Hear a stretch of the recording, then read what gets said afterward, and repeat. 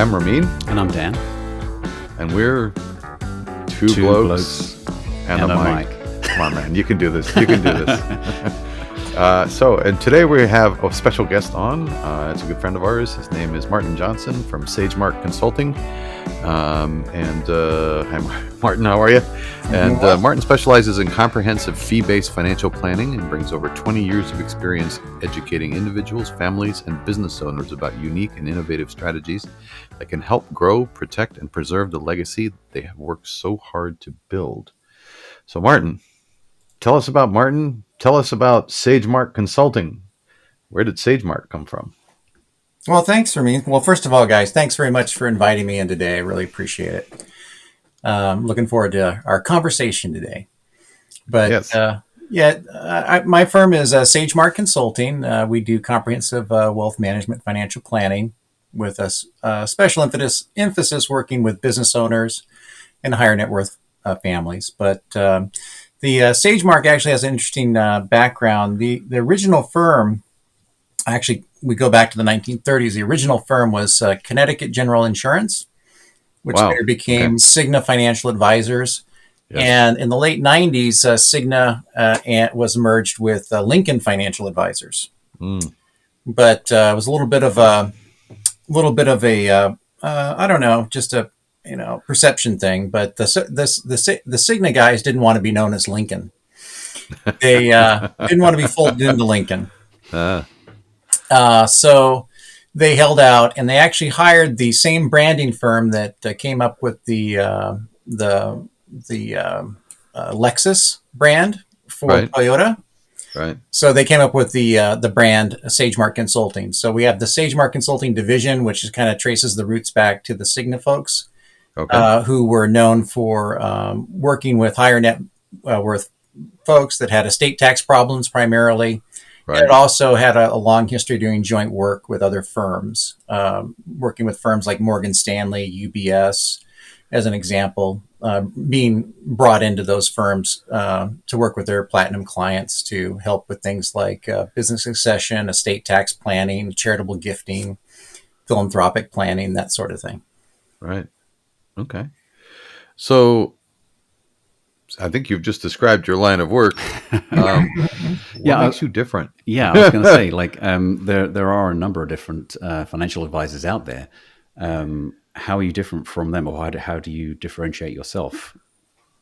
Well, thanks for that question. I worked at John Hancock prior to joining Sagemark. So what really attracted me to Sagemark was, traditionally, and actually to this day, wherever you turn for financial advice in the entire financial service industry, it tends to come along with a pretty built-in conflict of interest. Believe me, if you go over to Northwestern Mutual and ask for them to do your financial plan, I'm pretty sure they're going to recommend that you buy some whole life insurance as part of that plan. Because that's what they sell. Because that's what they do. Yeah. So exactly. What attracted me to Sagemark Consulting, the history of the company, is that we were the first national firm to implement a fee-based financial planning process. Now, there were some small boutique firms and some of the wealth centers that had done this before, but on a national basis, we were the first firm to separate the business of giving financial advice through the sales of financial products. Got it. So what our process is we charge a fee. Typically, we charge a fee to do a comprehensive, objective, written financial plan. Right. That our clients can take those recommendations anywhere to implement them. Any firm can implement them. And we're happy to charge a fee to provide that independent generic advice that they can take anywhere to put into place. Right. But we are a full service firm as well. So if they would like us to come alongside them and go and help be their advocate in the marketplace of financial services and products and services, actually go down that punch list of recommendations and actually put all of those ideas into motion, into effect. Got it. Now there's some, planning only firms out there that do the plan, but I think, in my opinion, it's a bit of a disservice to give somebody a great binder of information and they put it on their shelf and they say, I'll get to that. And years pass Yeah. And it's an academic process. Nothing material has changed in their situation. So we come alongside to, help them implement and put that plan into place and be a gentle, persistent catalyst to actually get things done and actually make a meaningful difference in their life for themselves and their business. Great. So what's your claim to fame? Well, I'm the current national chairman of what's known as our Strategic Access, our Strategic Alliance Committee, which is sort of how we manage our relationships with our partner firms like Morgan Stanley, UBS, RBC. We have a number of regional accounting firms, regional banks, property casualty firms.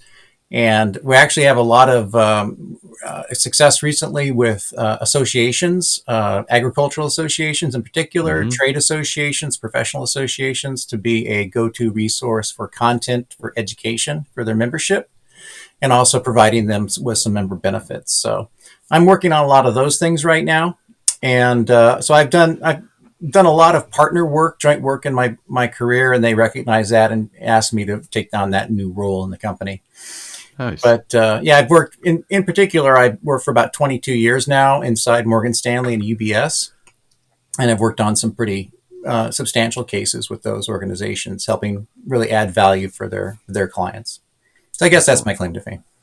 Well, it's not a bad thing. It's 2 decades worth of work.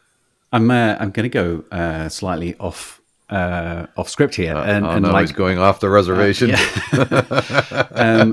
Some banks offer these financial advisors that are employed by the bank, and also you get other sort of robo-advisors that are supposed to be automated and things like that. What is your view of those services? Well, there are two different questions there. It depends on what type of banking services you're talking about. If it's wealth management or more of the branch level banking services. So usually the guys who are working the branch level, where they have like a circuit of branches in a bank, that they usually spend one day in one location, then move on to the next. Those guys are usually younger and inexperienced in the industry. They're getting started, or frankly, they're typically they didn't do that well in the industry, and that's kind of where they landed. But they're not considered in my industry. They're not considered the top flight advisors. Those bank branch advisors.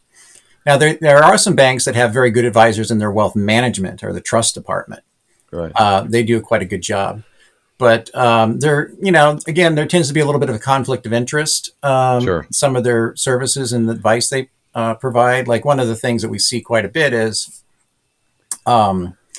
bankers will use their leverage on like a business owner or a client with large real estate. They'll use their leverage on their lending side. Right. To say, hey, we won't approve your loans, or we won't give you the best rate on your loans unless you give us all your money to manage. So, we think that's a little bit of, hardball way to do that. So we don't do any of that, of course. So, but there are, some of those firms do provide some pretty good advice and they do have nice trust departments and stuff. It depends on the particular one you're talking about. Right. And the robo-advisors, to answer your question about that, they're interesting. There are some, issues with, the level of service and connection. Some of the robo-advisors, especially, we've had a good run here of positive market returns. So the robo-advisors haven't been under a ton of stress.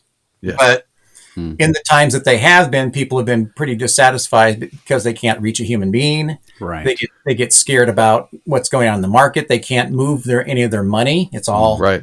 It's all tied up. up.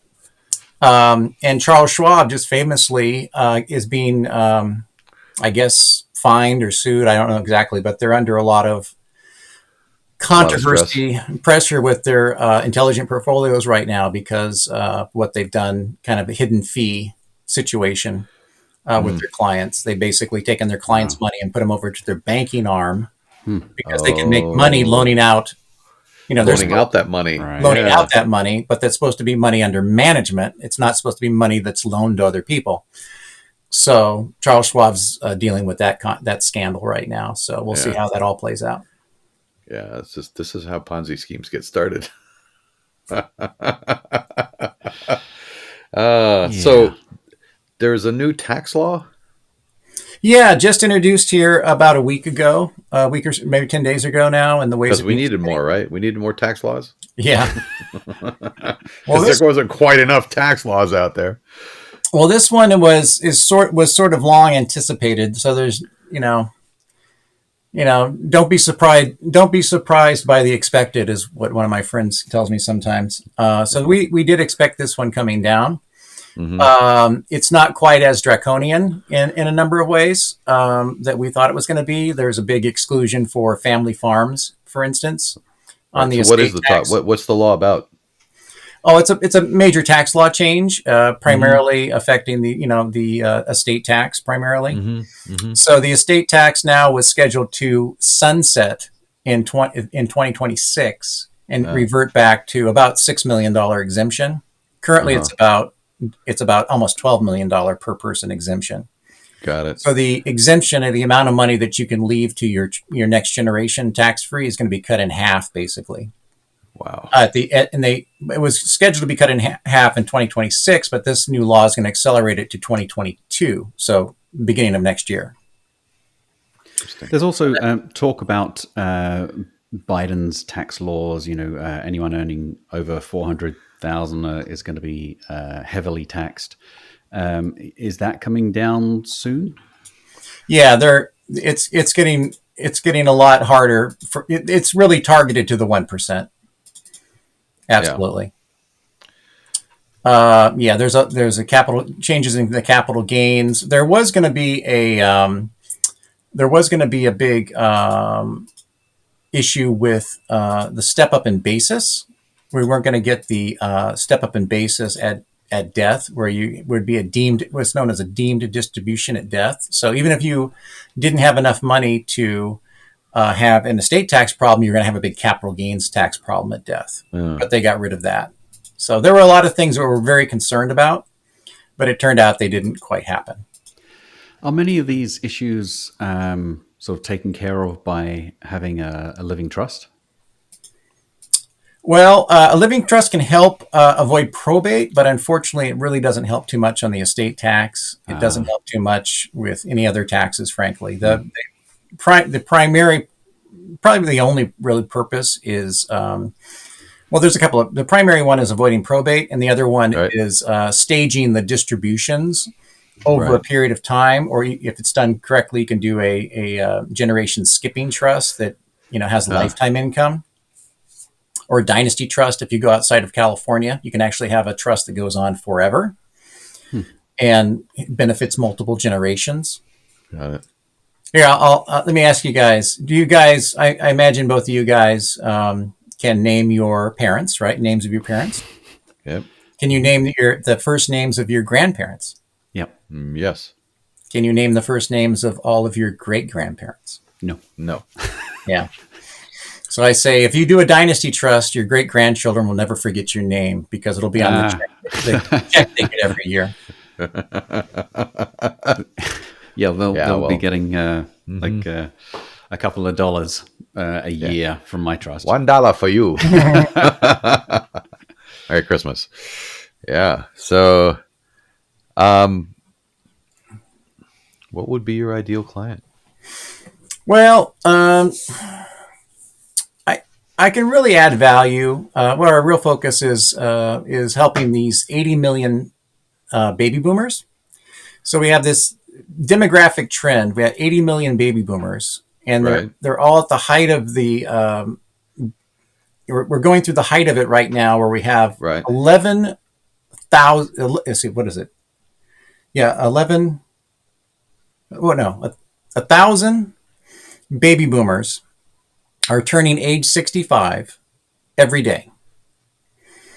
And they're going to be turning age 65 for the next 4 years straight. That's a lot of people. Yeah. So what we did was we took a look at that landscape, and a lot of those baby boomers have founded businesses, and they're going to have succession and exit planning issues. Sure. So we think we can add a lot of value for people that have closely held businesses. They really need to figure out what they're going to do with that business. Are they going to hand it off to the next generation in the family? Is the next generation able to take over that business? And if the next generation is, what do you do with the children that take over the business versus the 3 children that aren't in the business? Are you going to disinherit the children outside the business because are you going to give the business to all of them and have that business, disintegrate into conflict, a King Lear type of situation? Yeah. Or, how are you going to handle that equalization issue? How are you going to handle the taxation? What if the business is subject to estate tax, where when the founders pass away, you're going to take that out of the operation of the business? The business could very well fail. What would happen in a buy-sell type of arrangement if you have partners and one of the partners passes away, and now the surviving business owner has to pay off the heirs? The heirs, yeah. And that those payments, let's say you finance it with a promissory note, those payments have to come out over, say, 5 or 10 years after tax. There's no tax deduction for those payments. So that could really saddle a business. Wow. There's no tax deduction for those payments. Interesting. No. So all these issues about, what's the exit plan? Is it going to be internal succession? Is it going to be a third-party sale? How are we going to manage the taxes on that sale? Right. How are we going to replace your active income from the business? And frankly, all the stuff you've run through the business over the years, like your health plan, your cell phones, your travel, your cars, that's not going to be paid for by the business anymore. We got to figure out a way to replace your active income and all those business perks with passive income from our portfolio, from the proceeds of your liquidity event. Right. And how are we going to do that when you lose, 40, 50% of the value to taxes when you have the liquidity event? So managing the taxes, managing the income, retirement plan are kind of important things. So you're really looking for, business owners who are approaching retirement. And that being the case, what is the sort of minimums that you're looking at? Well, Dan, that's a really interesting question. And I understand the philosophy of a lot of my colleagues, a lot of my competitors out there.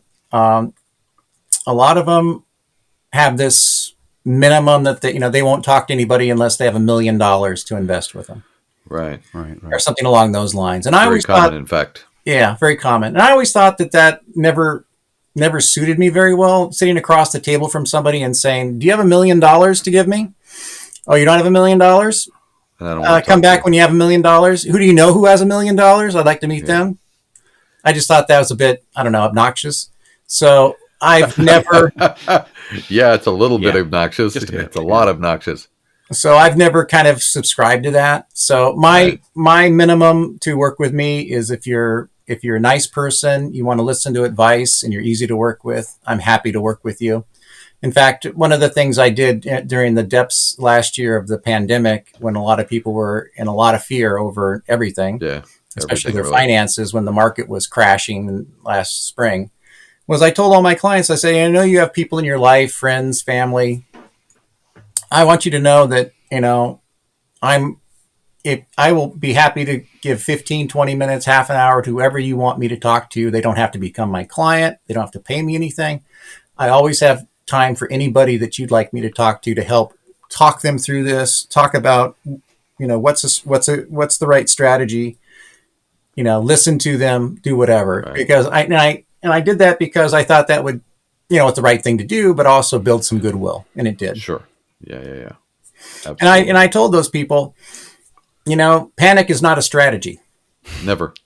Now is not the time to make an emotional time is not a good time to make big decisions. So big decisions. Right? Well, that turned out to be a spectacularly good piece of advice because the market just exploded after that. So I don't think many people would have guessed that. And so you really are an oracle. I mean, what is the stock market going to do? Is it going to go up? Is it going to go down? Is it going to go sideways? Tell me, a wise one, what is it going to be? Well, the answer, Dan, is yes. It will do all those things. Right. Yeah. It will definitely go down, and will definitely go up. So, again, the idea is that we plan for the crisis before the crisis. Mm-hmm.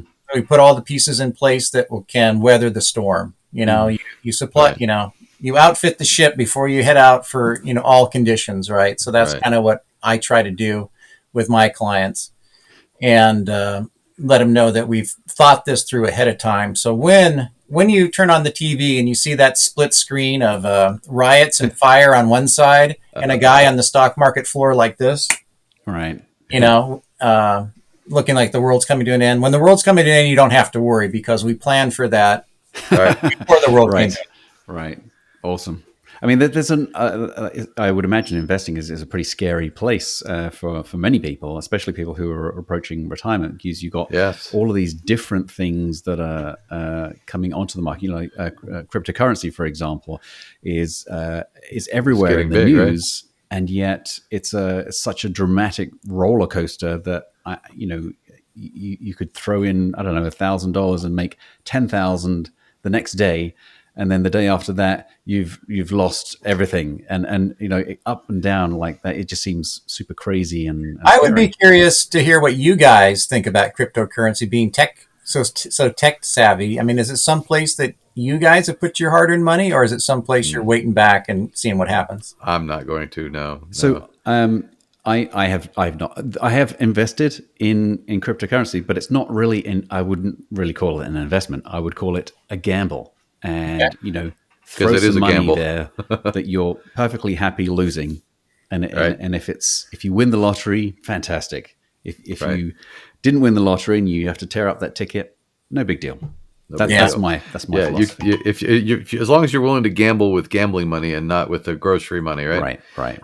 It'll provide you with returns kind of on the same level as finding yourself some startup nobody's ever heard of and dropping a couple grand on it, right? It's going to give you the same level of return in the end.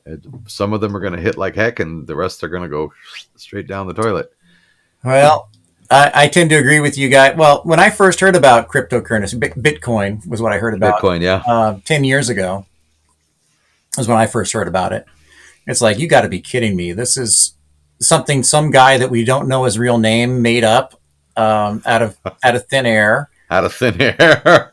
And it's supposed to have value. But I mean, the whole thing was just ludicrous in my mind. It still is ludicrous. It's so still I completely ignored ludicrous. But but on the other hand, you gotta look at both sides of things. I mean, it's nonsense, but you know what? A lot of people made money with nonsense. I mean, Yep, that's very Kim true. Kardashian is a billionaire, and I can't think of anything of value that she ever did for society. Pretty much nonsense. So you tell me what, maybe nonsense works. Maybe it's something to consider. Well, yeah, I don't know. There is value to nonsense. I mean, the fact that we had during our lifetime we had mood rings, which somebody made millions on. We had was it the pet rock? That was one of my favorites. That? Yeah, somebody made millions on selling stones.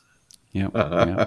And people will buy it, and so that's the thing. It has value because somebody says it does.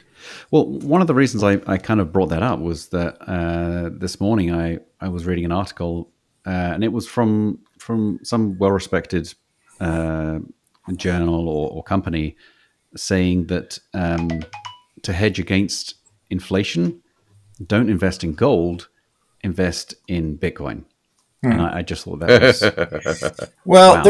There is one interesting aspect to Bitcoin that, at least under current law, and this could change and very likely to change, but under current law,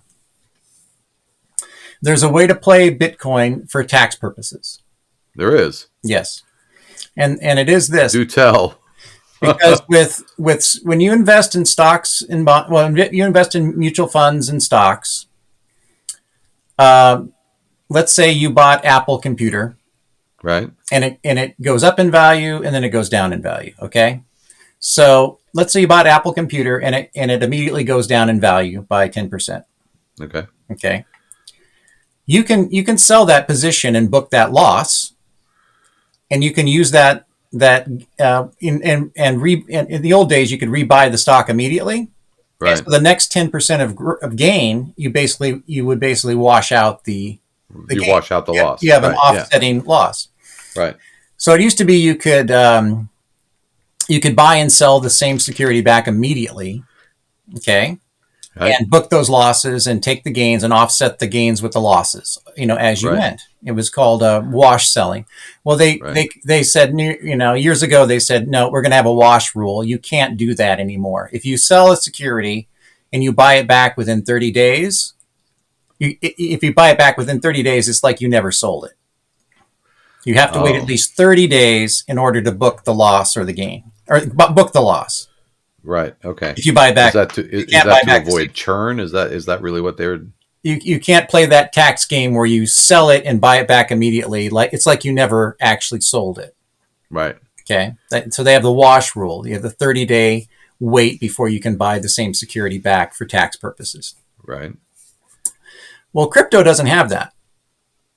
Crypto, there's no wash rule with crypto. So you can, if you buy crypto and it goes down, you can book the loss and buy it back immediately, and you have that loss that you can use now to offset for tax purposes. For tax purposes, and you can use it to offset your gains with your stocks and bonds. Interesting. It doesn't have to be used for crypto; it can be used for any security. So for the time being, the law allows you to do that. For the time being, the law. Right. That's because you know why I said that, right? Yeah. Yes, for the Somebody's time being. We need to stop that. As of today, October 8th, 2021, it's the law. Yep. You can do that. It's the law, and you can do that. Yeah. That's likely to change.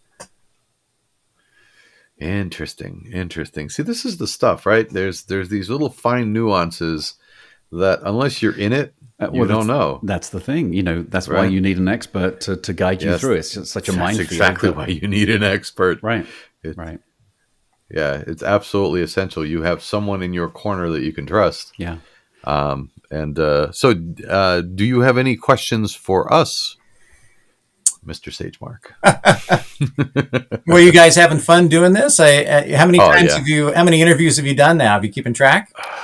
We haven't really been keeping track. We've done a few. We've done a few. I think six business highlights like this, and we've done I think almost 40 videos. Right. We've done a few product highlights for hardware that we are particularly impressed with. We've discussed general business advice that might help. We also, obviously, because of our industry, we've also gone into depth in terms of IT and cybersecurity and various that kind other of stuff. Things along those lines. But I think one of the most rewarding things is having people on and having a discussion about what they do and how they can benefit our listeners and viewers. Yes, exactly. I mean, at the end of the day, this is the whole point. The reason we started this was to provide individuals and business owners with forms of advice. Right. Both Dan and I agree that when we first started our businesses, we wish there had been somebody who could tell us how to do things and what to do and what not to do. Right. Well, let me share with you guys two really little known strategies. Okay. That business owners in technology, because it sounds like that's probably a big part of your audience would be probably business owners that are tech savvy or in that field. So. Here's one for people that have worked in technology. Maybe they've worked at Apple or Google, a couple of firms, and now they're deciding to strike out on their own. They're going to do their own business, have their own startup, and of course, everybody's looking for capital to fund their startup. Right? They're looking for ways to fund that. Okay.